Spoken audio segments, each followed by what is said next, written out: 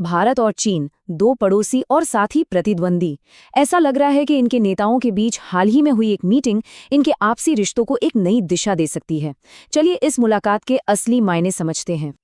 तो सबसे बड़ा सवाल यही है कि क्या ये मीटिंग बस एक फॉर्मेलिटी थी या वाकई दुनिया के इन दो बड़े देशों के बीच जो तनाव है उसकी बर्फ पिघल रही है। आइए इसी की पड़ताल करते हैं।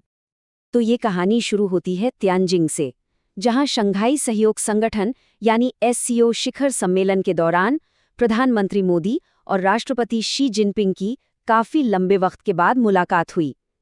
ये मीटिंग इसलिए भी खास है क्योंकि पिछले कुछ सालों से रिश्ते कुछ ठीक नहीं चल रहे थे। और इस मीटिंग का टाइम भी बड़ा इंटरेस्टिंग था, क्योंकि ये तब हुई जब दोनों देशों के डिप्लोमैटिक रिश्तों को पूरे 75 साल हो गए।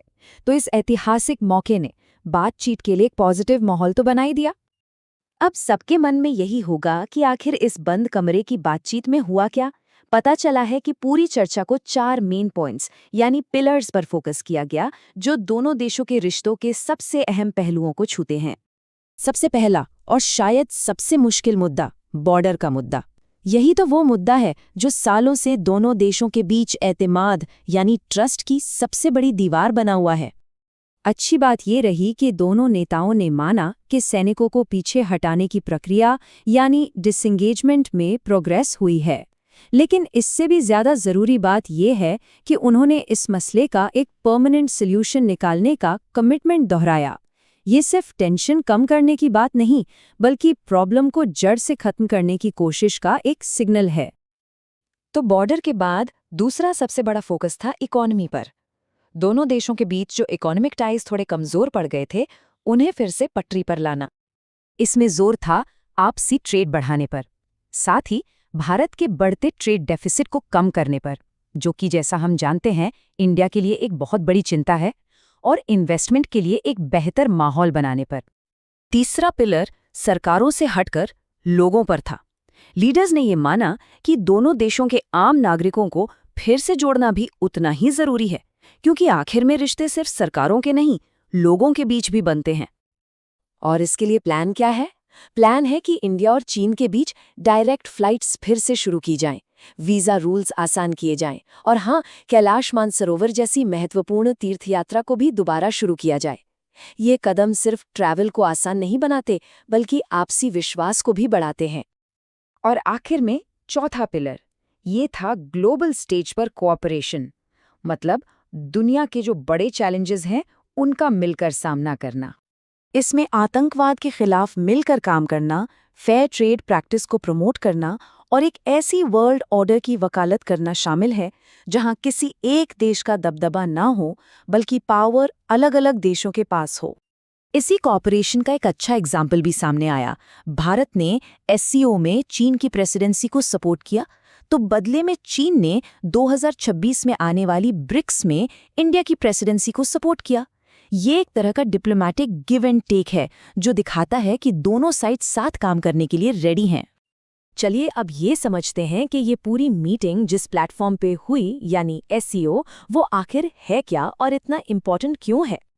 तो एससीओ यानी शांघाई कोऑपरेशन ऑर्गेनाइजेशन यूरेशिया का एक पावरफुल पॉलिटिकल, इकोनॉमिक और सिक्योरिटी ग्रुप है।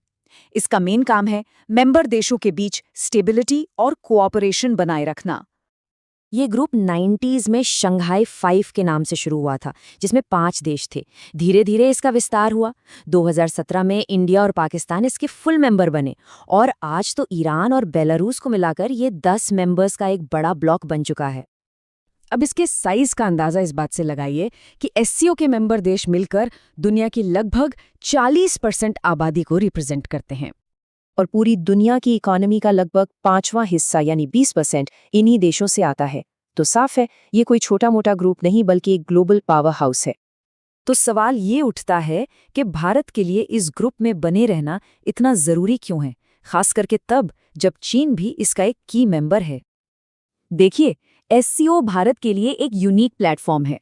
यहाँ वो सेंट्रल एशिया से अपने रिश्ते मजबूत कर सकता है, आतंकवाद के खिलाफ मिलकर काम कर सकता है, और सबसे बड़ी बात, चीन और पाकिस्तान जैसे पड़ोसियों के साथ एक ही टेबल पर बैठकर मुश्किल से मुश्किल मुद्दे सुलझाने का मौका भी पाता है।